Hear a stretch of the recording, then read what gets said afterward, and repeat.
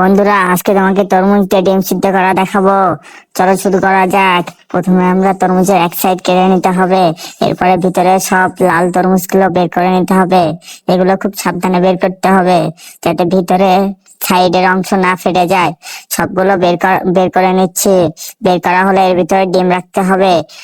সবগুলো ডিম একটা একটা করে আস্তে করে রেখে দিলাম, যাতে ডিমগুলো না ফেটে যায়। এরপরে ডিমের পাত্রে পানি দিয়ে দিতে হবে। পানি দিয়ে পরিপূর্ণ করে আগুনের কাছে দিতে হবে। এভাবে কিছুক্ষণ জাল করার পর দেখা যাবে ডিমগুলো সিদ্ধ হয়ে গেছে।